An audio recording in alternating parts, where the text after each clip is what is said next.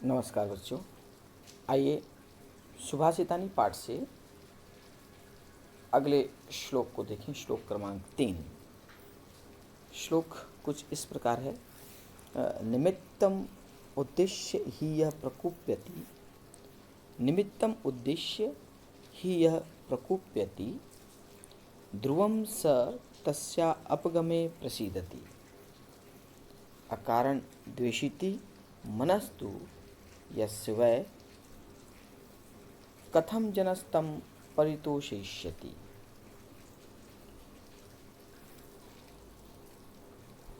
निमित्त, निमित्त अर्थात कारण से, उद्देश्य मतलब संकेत करके, उसे ध्यान में रखते हुए, कारण को ध्यान में रखते हुए। तो निमित्तम मतलब कारण को उद्देश्य में ध्यान में रखते हुए ही यह मतलब कि जो प्रकुप्यति मतलब बहुत क्रोध करता है। कुप्यति मतलब क्रोध करता है, उसके साथ यदि प्र लग जाए उपसर्ग का तो इसका अर्थ हो जाएगा अत्यधिक क्रोध। कारण के होते हुए या कारण को ध्यान में रखते हुए जो बहुत अधिक क्रोध करता है। ध्रुवम, ध्रुवम का अर्थ है निश्चय, तस्य उसका, अपगम, अपगम मतलब समाप्त हो जाना, प्रसीदति में प्रसन्न हो जाता है। अकारण बिना कारण के, द्वेषी मैंने द्वेष करे, मनः तो मन में जो, यस्य जिसका, वह, कथम मने कैसे, जनः मने व्यक्ति, तम परितोषिष्यति मने प्रसन्न या संतुष्ट कैसे होगा। निमित्तम, निमित्तम उद्देश्य ही यह प्रकुप्यति, ध्रुवम निमित्त माने कारण, उद्देश्य माने ध्यान में रखते हुए, ही निश्चय ही यह माने जो, प्रकुप्यति माने बहुत अधिक क्रोध करता है, ध्रुवम माने निश्चित ही, स वह, तस्य उसके, अपगमे, अपगमे मतलब समाप्त हो जाने पर, शांत हो जाने पर, प्रसीदति माने प्रसन्न हो जाता है। अकारण मतलब बिना कारण के, द्वेषित माने द्वेष करता है, मन मन में, यस्य माने जिसका मन, जिसका मन बिना कारण के द्वेष करता है। कथम माने कैसे, जना माने व्यक्ति, तम माने उसे, परितोषिष्यति माने संतुष्ट करेगा, प्रसन्न करेगा। आइए पहले इसका अन्वय देख लें।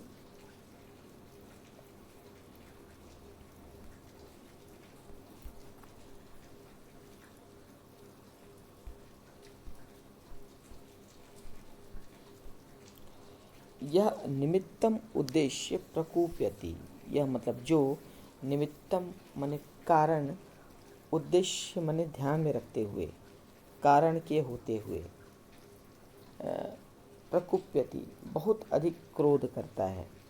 जो निश्चित कारण के होते हुए बहुत अधिक क्रोध करता है, यह जो व्यक्ति, निमित्तम माने कारण के, उद्देश्य माने ध्यान में रखते हुए, प्रकुप्यति बहुत अधिक क्रोध करता है। सह मतलब वह, तस्य उसके,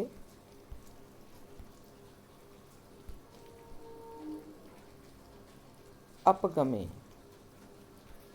अपगमे मतलब समाप्त होने पर, ध्रुवम निश्चय ही, प्रसीदति प्रसन्न हो जाता है। यस्य मनः जिसका मन, अकारण द्वेषी बिना कारण के द्वेष करे, जिसका मन बिना कारण के द्वेष करे। जन व्यक्ति, तम उसे, कथम कैसे, परितोषिष्यति माने संतुष्ट करेगा, प्रसन्न करेगा। तो यह निमित्तम उद्देश्य प्रकुप्यति अर्थात जो एक निश्चित कारण के रहते हुए या जो किसी निश्चित कारण को ध्यान में रखते हुए बहुत अधिक क्रोध करता है। जो किसी निश्चित कारण को ध्यान में रखते हुए या किसी कारण के उत्पन्न होने में क्रोध उत्पन्न होने का एक कारण होता है। वो मन की एक अवस्था है। हम विभिन्न अवस्थाओं के से गुजरते हैं, विभिन्न मन स्थिति से गुजरते हैं। कोई परिस्थिति ऐसी आती है जिसके स्वरूप हमारे मन में स्थित क्रोध का भाव जागृत हो जाता है। तो वो जो क्रोध है वो एक कारण मात्र के होने पर होता है। कारण उत्पन्न हुआ और उस कारण के उत्पन्न होने पे क्रोध उत्पन्न हो जाता है। तो यही भाव है यहाँ पे। यह निमित्तम उद्देश्य प्रकोप्यति, जो व्यक्ति निश्चित कारण के सामने आने पर बहुत अधिक क्रोध करता है, सह तस्य अपगमे, वह उसके समाप्त होने पर, उसके समाप्त होने पर मतलब किसके समाप्त होने पर? उस क्रोध के समाप्त होने पर, उस कारण के समाप्त होने पर। वह कारण यदि समाप्त हो जाए, वह कारण क्षणिक होता है कोई भी कारण, और उस कारण के उत्पन्न होने पर ही हमारे मन में क्रोध जागृत होता है, और वह कारण जैसे समाप्त होता है तो क्रोध अपने आप समाप्त हो जाता है। तो सहतस्य अपगमे, वह उसके समाप्त होने पर अर्थात उस कारण के समाप्त होने पर ध्रुवम प्रसिद्धति, निश्चय ही प्रसन्न हो जाता है। ये क्रोध की अवस्था दीर्घ काल तक नहीं रहती, ये क्षणिक होती है, कुछ समय के लिए होती है। और वह अवस्था, उस अवस्था से जब हम गुजर जाते हैं, वह अवस्था जब उस अवस्था को जब हम पार कर लेते हैं तो मन प्रसन्न हो जाता है। तो ध्रुवम मन निश्चय ही, ध्रुवम का अर्थ होता है निश्चय ही, निश्चय ही दोनों का मन प्रसन्न हो जाता है। तो यस्य मनः, जिसका मन अकारण, माने बिना कारण के, जिसका मन अकारण द्वेषी, बिना कारण के द्वेष करता है। ये तो क्रोध की स्थिति हुई कि क्रोध उत्पन्न होने का कारण होता है, कारण समाप्त होता है तो क्रोध भी समाप्त हो जाता है। लेकिन द्वेष की जो स्थिति होती है, जो जलन की, ईर्ष्या की जो स्थिति है, वह स्थिति थोड़ी सी क्षणिक नहीं होती, वह दीर्घ काल तक मन में विद्यमान रहती है। तो और वो यदि किसी बिना कारण के वह द्वेष मन में उत्पन्न हो जाए, किसी के प्रति जलन की भावना मन में उत्पन्न हो जाए, फिर जनः तम कथम, तो व्यक्ति उसे कथम माने कैसे परितोषिष्यति, प्रसन्न करेगा, संतुष्ट करेगा। परंतु बिना कारण के, अकारण, बिना कारण के जिसके मन में द्वेष की भावना उत्पन्न हो जाए, परंतु बिना कारण के जिसके मन में द्वेष की भावना उत्पन्न हो जाए, मनुष्य उसे कैसे प्रसन्न करेगा, मनुष्य उसे कैसे संतुष्ट करेगा। फिर से देखिए भाव, जो किसी कारण विशेष के आने पर, किसी कारण विशेष के उत्पन्न होने पर अत्यधिक क्रोध करता है, उस कारण के नष्ट हो जाने पर, समाप्त हो जाने पर निश्चय ही प्रसन्न हो जाता है वह व्यक्ति। परंतु जिसका मन बिना कारण के द्वेष करता हो, व्यक्ति उसे कैसे संतुष्ट करेगा, कैसे प्रसन्न करेगा। तो ये इस श्लोक का भाव था। अब आगे बढ़ते हैं, देखते हैं इससे संबंधित जो भाषिक तत्व हैं उन तत्वों पर चर्चा करें। सबसे पहले हम समास देखते हैं, समास कहाँ कहाँ आया है। समास यहाँ पर दिख रहा है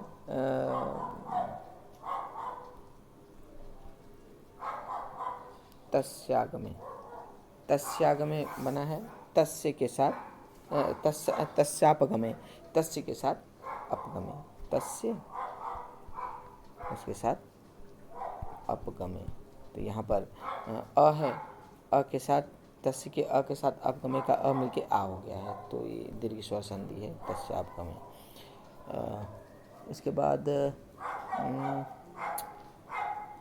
मनस्तु, ये दूसरा है, ये भी ये विसर्ग संधि का उदाहरण है। मनः के साथ तु, आपने विसर्ग में सत्व संधि में पढ़ा है, विसर्ग के बाद यदि त आता है तो विसर्ग का स हो जाता है, तो यहाँ पर सत्व संधि हुई है। मनः के साथ तु, मनः के साथ तु मिलकर विसर्ग संधि विसर्ग सत्व संधि हुई है यहाँ पे। अगला जनस्तम। जनस्तम, जनस्तम में भी जनः, ये भी विसर्ग संधि का ही उदाहरण है। जनः के साथ तम, तो विसर्ग के बाद त मिलके विसर्ग का स हो गया, सत्व संधि यहाँ भी है।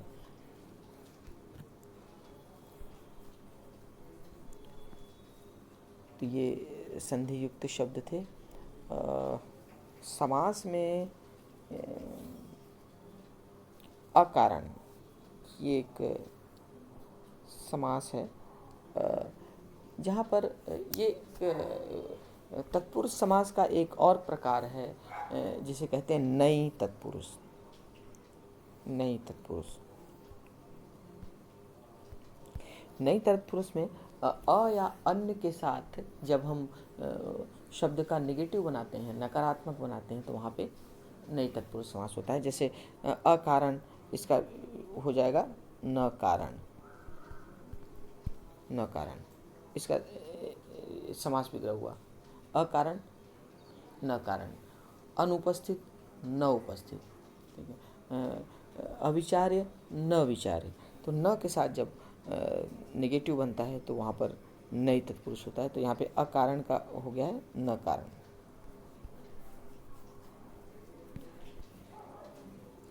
तो मुझे उम्मीद है कि यहाँ परितोषिष्यति, यहाँ पर लृट लकार का रूप है, मनुष्य उसे कैसे संतुष्ट करेगा। इसके अलावा कुछ अव्ययों का प्रयोग हुए हैं, जैसे ही अव्यय है और ध्रुवम भी अव्यय है। ध्रुवम माने निश्चित,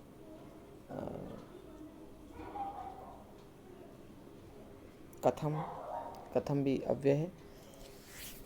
तो मुझे उम्मीद है कि आप लोगों को यह श्लोक भली भांति समझ में आ गई होगी। अब आगे बढ़ते हैं अगले श्लोक पे। अगला श्लोक, उदीरितो अर्थ पशुना अपि गृह्यते। उदीरितो अर्थ पशुना अपि गृह्यते, हयाश्च नागाश्च वहन्ति बोधिता। अनुक्तम अपि उहति पंडितो जनः, परैंकित ज्ञान फला ही बुद्धया। उदीरित अर्थ,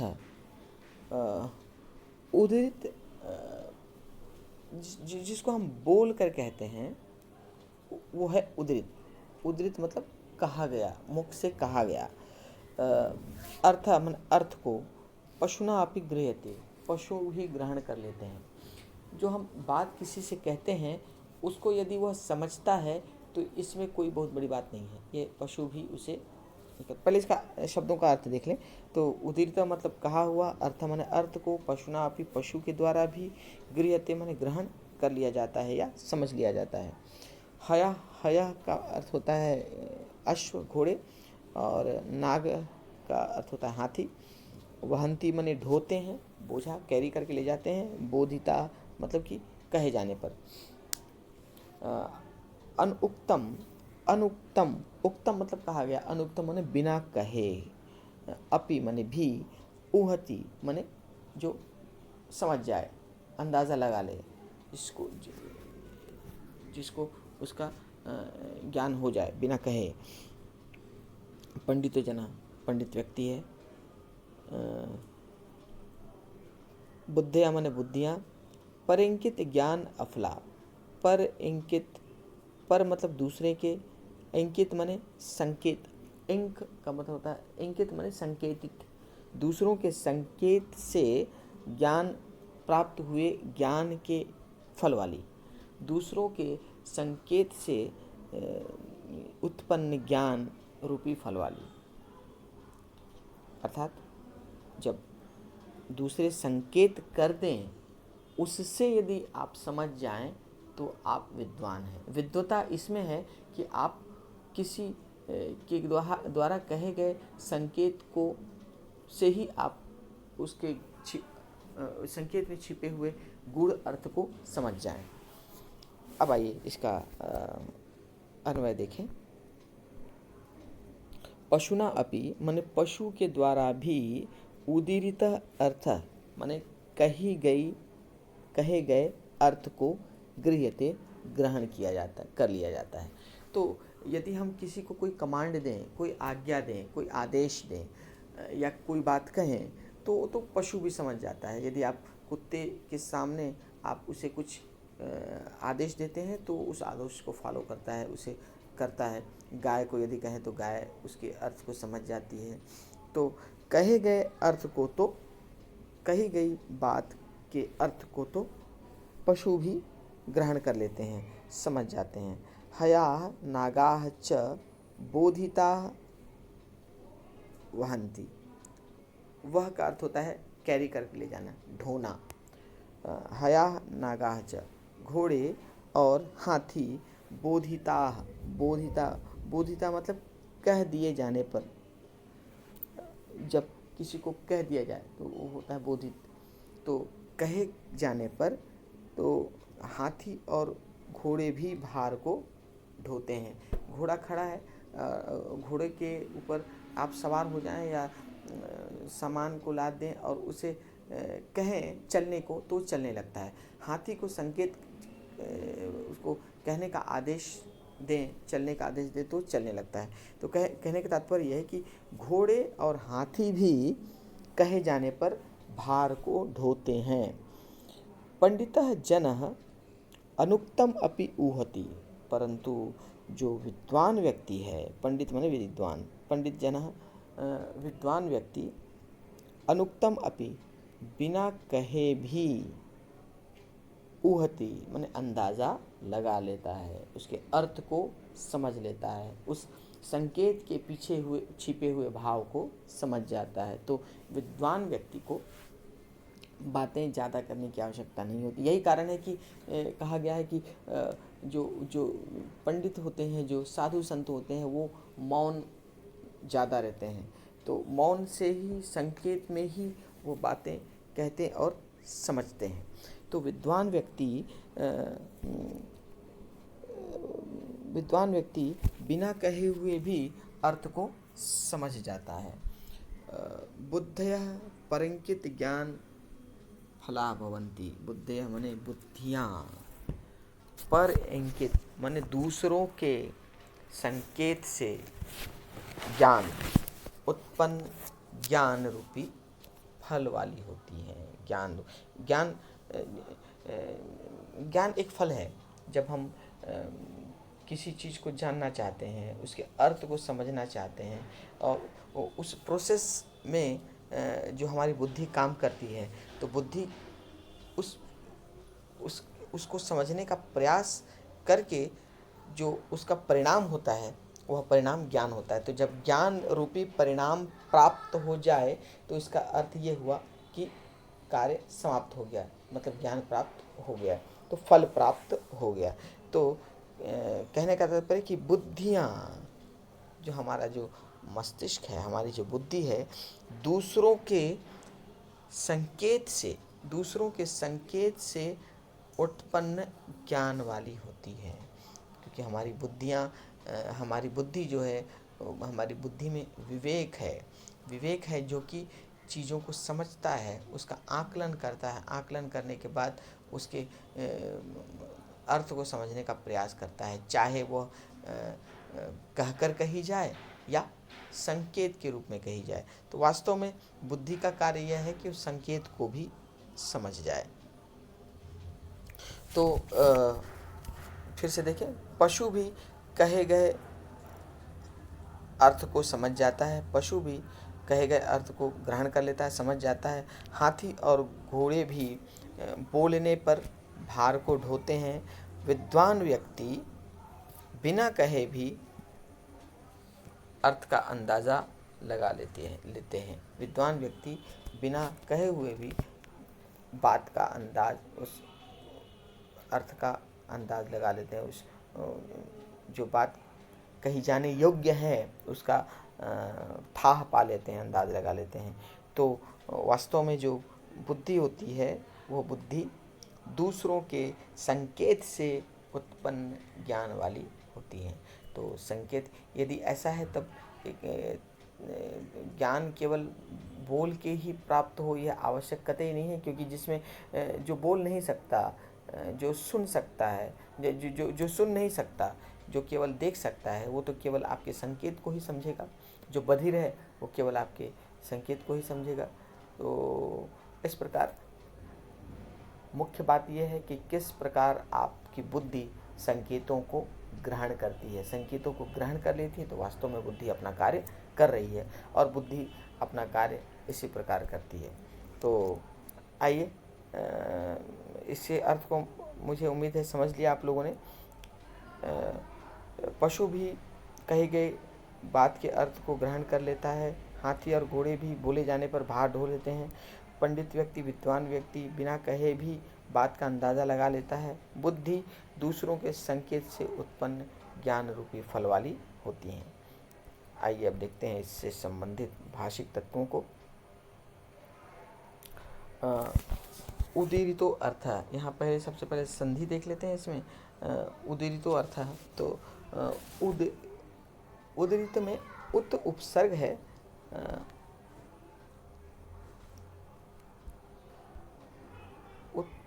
उत उपसर्ग के साथ ईरित मिलकर बना है। त के साथ स्वर मिलकर त का द तीसरा वर्ण हो गया उदरित, और उसके साथ अर्थ मिलके उदरित अर्थ। तो उत ईरित, इसके साथ अर्थ यदि जोड़ लें तो ईरित में विसर्ग है, और इसके बाद अ जुड़ रहा है, तो यहाँ पे उत्तु संधि हो गया विसर्ग के पहले। उदरित का अर्थ फिर से तो ये बना उदरितो अर्थ, उत्तु संधि, उत्तु संधि, विसर्ग संधि। उसके बाद और पशुना, पशुनापी, तो पशुना के साथ अपी मिलकर बना है पशुनापी। पशुना के साथ अपी, दीर्घ स्वर संधि, पशुनापी। उसके बाद हयाश्च, हयाश्च में हयाह, हयाह के साथ च, ये शत्व संधि। विसर्ग के बाद यदि च आता है तो विसर्ग का श हो जाता है, तालव्य श। हयाश्च विसर्ग स्वर संधि, विसर्ग शत्व संधि। उसके बाद उसके आगे है नागाश्च। नागाश्च में भी च जुड़ा हुआ है, इसीलिए विसर्ग का श हो गया। इसके अलावा अनुक्तम अप्युहयति, अनुक्तम अप्युहयति, तो इसका हो गया अन उक्तम, अन के साथ उक्तम। न है, न के साथ उ मिलके न का पूरा हो गया, ये संयोग है यहाँ पे। तो उसके बाद अपि, इसके साथ उहति, तो अन के साथ उ मिलके संयोग हो गया। अनुक्तम म के साथ अ भी पूरा हो गया, यहाँ भी संयोग है। म के साथ अ मिलके म पूरा हो गया, संयोग। और अपि के ई के साथ उ मिल रहा है, तो यहाँ पे भिन्न स्वर जुड़ के उ का व हो गया, ई का यह हो गया, अपि के ई का यह हो गया, तो ये बना अनुक्तम विहति। यहाँ पे यण स्वर संधि है।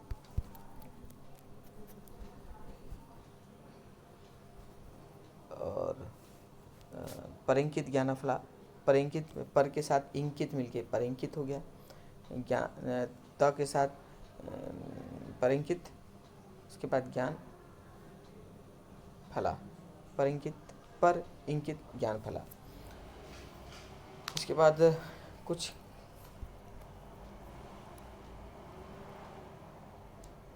त प्रत्यय का भी प्रयोग है। जहाँ त होता है वहाँ पे त प्रत्यय होता है। बोधिता, बोधिता में बुद्ध के साथ त मिलके बोधिता हो गया, ये बहुवचन में। और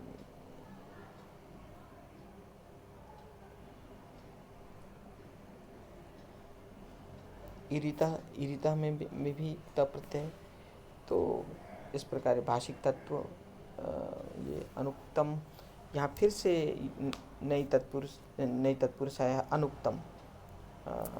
अनुक्तम अभी हमने पिछले श्लोक में चर्चा की थी, न के साथ जब अन या अ के साथ जब निगेटिव अर्थ बनता है तो वहाँ न लगा देते हैं। तो अनुक्तम का समास विग्रह हो गया न उक्तम, न उक्तम अनुक्तम, ये नई तत्पुरुष समास। तो मुझे उम्मीद है कि यह दोनों श्लोक आप लोगों को भली भांति समझ में आ गए होंगे। मिलते हैं अगली क्लास में शेष श्लोकों की व्याख्या के साथ। नमस्कार।